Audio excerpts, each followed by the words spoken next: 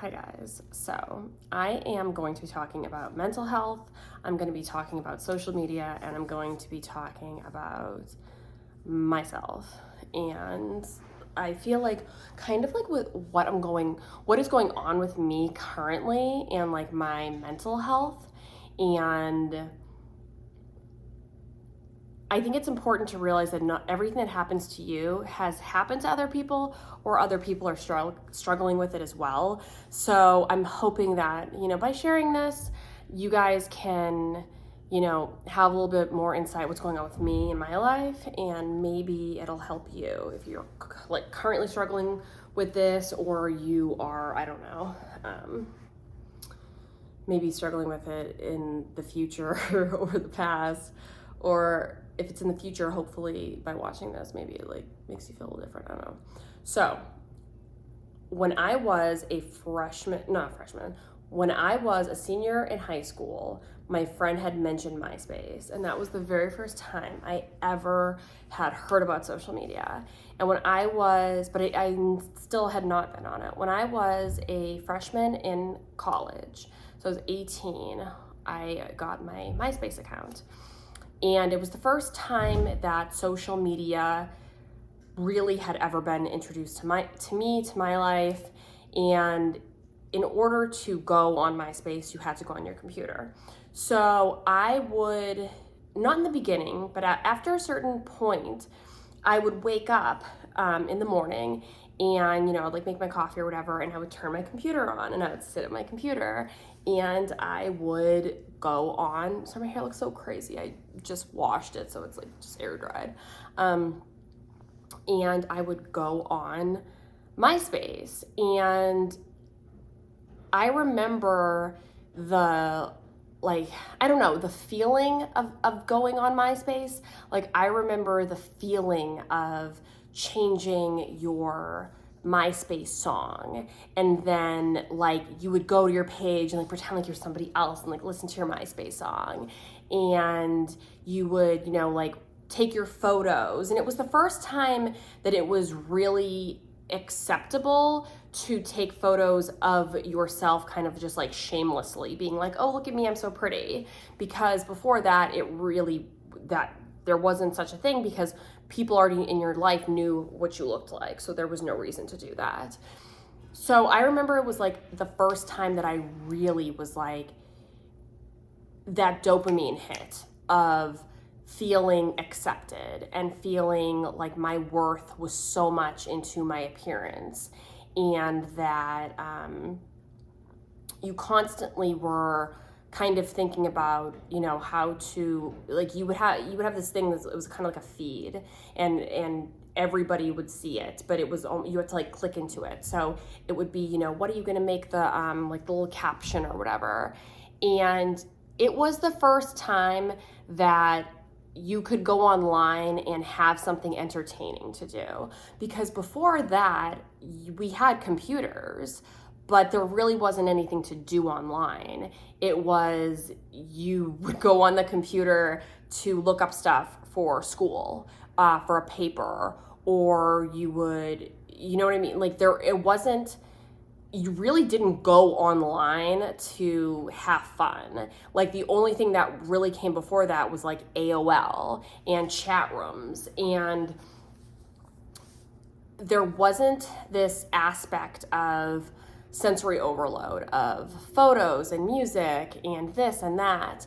And then it started blowing up in popularity, and it was like, well, you have a top 8 on your MySpace page, so you wanted to be popular and you wanted to get out there. And I lived in LA, and I remember I would go out with my friends, and they would have like these photographers that would walk around like nightclubs and stuff. Oh, you okay, baby? They would have these photographers that walk around nightclubs and take pictures. And my friends and I would always, like, get in all the pictures, and they would always post them on like the websites. And then you'd go and you would download them, and then you would put them on, Yes, baby, come here. You would put them on your, MySpace, and everybody would be like, oh my God, like, you're so beautiful and your life is so great. And it was the first time that you really like could have a persona. And like I remember I had a friend and her boyfriend, he was so his MySpace page like looked like he was like so outgoing, and he was like kind of like a pimp. Like he was like had all these girls around him, and he had like all this like fun music, and he was like an artist kind of, but in person he was like super boring and like nothing. And I remember thinking like, oh, that's so funny that this guy has like this like kind of like online persona or whatever. But the thing with MySpace was you didn't have your computer with you everywhere. So yeah, like, and I even thought like, oh, it's kind of weird that I'm literally like waking up and the first thing I'm doing is putting on my computer. You know what I mean? And like checking on what people are doing. And I didn't like that. Like I didn't like the fact that I already kind of had like that addictive tendency almost of having to put the computer on, having to go to MySpace. But it was fun, but it was also like you would have to leave to go do things. Like you would leave and go work out, and you would leave and go to school. You would leave and go out with your friends. And when you did that, you left MySpace at home, you know what I mean? And when I got, like, even when I had Twitter on my phone and I had a BlackBerry, it was so different because like the technology was so, you know, like the technology was so behind. I remember when I got my first iPhone, I was like, oh wow, this is crazy. It's a computer. It is like literally a computer. And technology is amazing. And I've always been someone who has loved technology and who has loved that all of these things are changing, and it's so amazing. Like literally, I am filming in 4K on my cell phone right now. Like, that's incredible. That's incredible. Like my dad went to film school and he literally had to by hand cut film to edit it. And the amount of technology and information that is at our fingertips is so unbelievably mind-blowing and awesome. And it's so cool. Like it is so cool. But on that same point, I was in my 20s when I got my first iPhone. And I remember just being like, oh wow, it's so crazy that, you know, you're constantly in contact with everybody. Like if somebody messages you, you immediately get that message. Oh, hold on one second. Baby. I remember just being like, oh wow, that's so crazy that somebody can message you and you immediately get it. And because that was such a novel thing. Like that didn't happen before. You know, you would literally have to wait. And if someone sent you an email, it was, oh my God. Baby, shh, Winter, stop. When someone would send you an email, you didn't get notifications, you know, like you would have to check your email. And I'm sorry guys, like I'm so distracted right now because like the baby's here. It's like I literally can't get like 5 minutes to myself to like think clearly. So I'm sorry that I'm like but the point is that it happened so fast. And it happened so, we have come to a point where we are 24/7 in contact with each other. And that is crazy. We are an online village. We are no longer an in-person village. We don't know how to communicate with people normally. We don't make eye contact with people. We don't really have real conversations with each other. but you could text probably somebody that's saying like something really deep, but you couldn't tell them in person. We are dealing with such a crisis, and I don't think that people see how bad it is. And if they do see how bad it is, they are kind of at this point where they're like, okay, it's fine. But it's not fine. Like, you should not be able to email me and I get it immediately. I should not have to see what people from my high school are having for dinner that I graduated from like 17 years ago. It's too much. It's too much information, and it's so much information that we are not dealing with ourselves.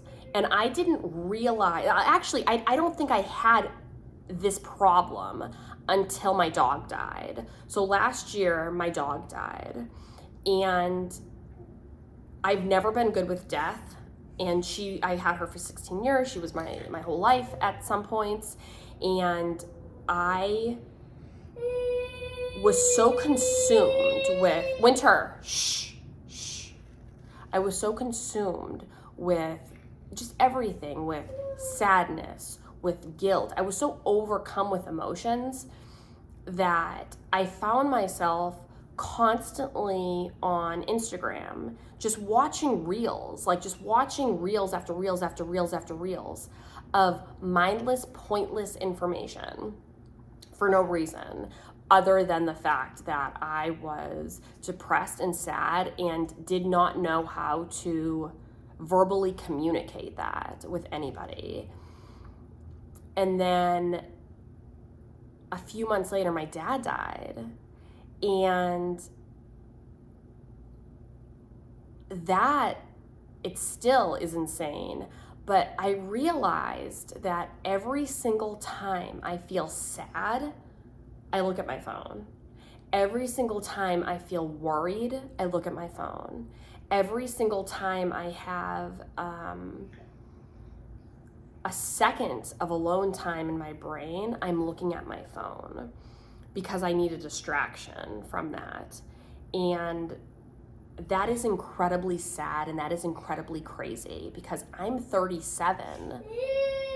What's going on with our young people? Like, we can't, how are young people supposed to grow up and know how to communicate, but also know how to deal with their feelings?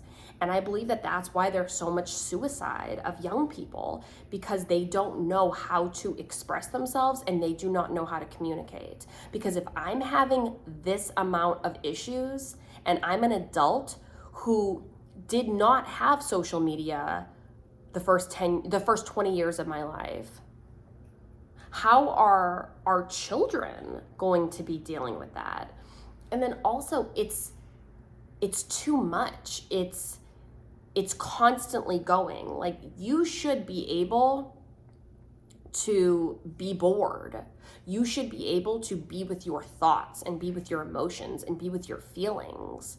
And I have really come to this understanding that right now, that is almost impossible for me. Like, it is almost impossible for me to just sit still. It's almost impossible for me to watch a movie and not look at my phone or not think about my phone. Or that's crazy. That's insane. Like, we have become these robots.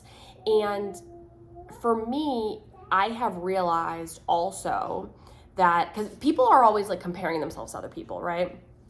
I really haven't done that. And I have realized that I'm doing that now. And I think one of the main things why I'm doing that is because we have access to all of these things that we didn't have access to before. Like, we didn't have access to inside of people's homes. We didn't see what their furniture looked like or how clean their home was. And now we do. So now I have anxiety because I'll go on, I'll go on Instagram and I'll see somebody, you know, like a minimalist who's cleaning her house. And all of a sudden I'm thinking, oh my God, I have to clean my house. Oh my God, I have to do this. I have to do that. And I'm comparing myself to these people. And then also, like, Chris and I aren't married. And I will see people getting married and all of a sudden I'm angry. Why am I not married? Why aren't we married yet? Why aren't we engaged yet? And then it goes on this spiral of me being angry at him and me being angry at my life. And my life is wonderful. And those people that are married or engaged, they could be miserable, but I don't see that.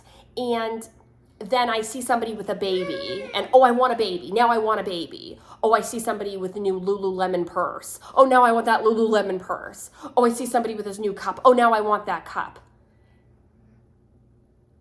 We are being dictated of what to think.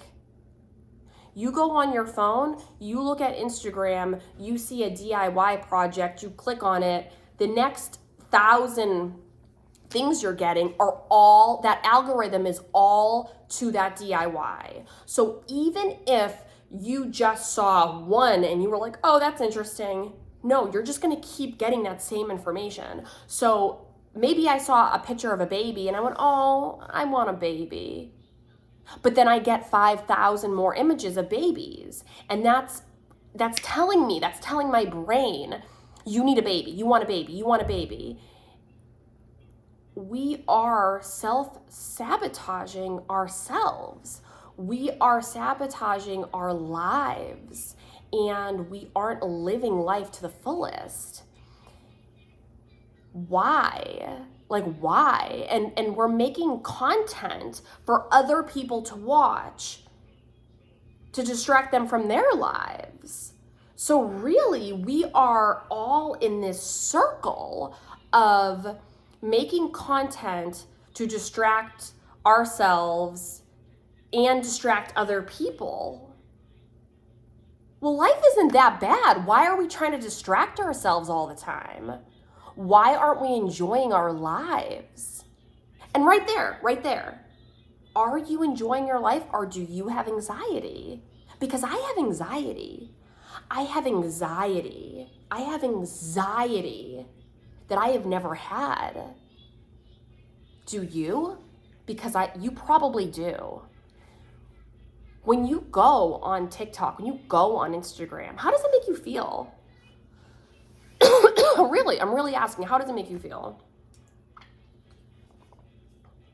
Because it makes me feel like shit. And I don't know why I go on it. It's like I'm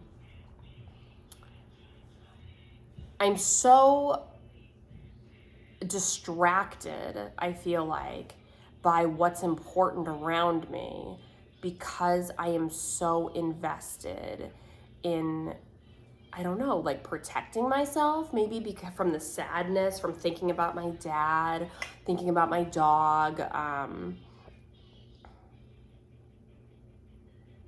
But it's too much.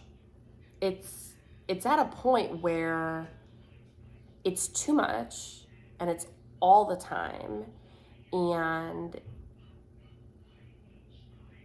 there almost isn't silence, I feel like, in my life anymore, which is so weird. I will take a shower and I'm listening to the news. And that's another thing. All of like the news, the bad news, the news. My mom always would watch the news when I was a kid. She still does. And oh, sorry, my light just went off. And I never really like realized why she watched the news. You know, I always just thought it was like, oh, current events or whatever. I think that we watch the news for entertainment. It's like almost like, oh, what's wrong in the world today? Or, oh, why, you know, like my life at least isn't that, you know? And it really like perpetuates this anxiety, like this anxiety of that the outside world is really scary and that I'm going to get raped or I'm going to get murdered if I go outside, or my daughter is going to get hurt if she goes somewhere, because all I'm seeing is these horrible things, when really I live in a very safe and normal tiny town that my daughter's only 4, but when she's older, I'm sure it would be fine if she rode a bike. But I don't really see kids riding bikes. I mean, there are like some teenagers that I've seen, but like a group, there's like this huge group actually, like preteen boys who I've seen, but we don't like see people out because everyone's like afraid, and it's almost like we don't realize that the real people to be afraid of are the people that are online, the sex traffickers, the people that want to talk to kids, people, the bullying. Like, I think this is something we don't think about either, is that bullying used to stop. You would go to school and you would be bullied. That was it. You would see that person at school, you would be scared of them, you would think about it. I remember the anxiety. Hi, baby. The anxiety. Like, I had this boy, I told the story before, I had this, like, bully before. And, yeah. And I remember just laying in bed and having this anxiety about seeing this boy and about this boy, like, what he was going to say to me and, like, and, can you imagine if that bully was just there 24/7? If he had access to me through my phone? Like, hi, say hi. What that would have been like? Like, how much stress that would have put on me? And it's like, your brain isn't fully developed until you're in your 20s. Your frontal lobe isn't developed. So these kids that, okay, baby, so, come on. These kids that don't have even a brain that's fully developed are now dealing with this stress, this constant stress because of because of bullies and because of life. And that affects your brain. Stress affects your brain. It affects how your brain, okay, baby, come on. It affects how your brain grows. It affects how your brain develops. And now, hey, Chris. It affects how your brain develops. And we are allowing not just ourselves, but our children to have this non-stop stress. And over really nothing. Like, when you really think about it, like, all the things that are these perceived problems that we're having, hi baby, in our life, are they really problems? Or is it that we're perceiving them as problems? Also, it's the 24-hour, like, hustle mentality, or the 24-hour, baby, the 24-hour non-stop, like the 24-hour of, you need to monetize things, you need to make money, or you need to, like, do research, or you need to learn, or you need to, be better. Like, you can't just relax. That is like what I'm experiencing now. And so that is something that I'm currently struggling with, but I'm starting to realize it, which I think is definitely like the first step, because what really matters is my family. It's not social media. It's really not. And I never used it as a crutch until recently because I didn't need it really as a crutch until recently. But our kids literally, like, they've never not had it. So how oh yeah, I'll get you cookies, Zach. So how are they supposed to navigate life? I mean, it's practically impossible if you really think about it. So I don't know. I think that, oh, you're showing a teddy bear? I'll say hi. Showing Teddy. Daddy got her that for Valentine's Day. Yeah. Okay, so I'm gonna wrap this up, but to close this, I would like you to think about how much do you use social media and why do you use social media and what is the importance of it. I think that definitely, like, social media is amazing and it can be great, but like everything in life, it has to be in moderation. So, you know, and that's like another hard thing is, like, I'm an adult now, so I have to adult myself. I have to tell myself when enough is enough. And that's hard because we are so used to getting whatever we want. You know, we have this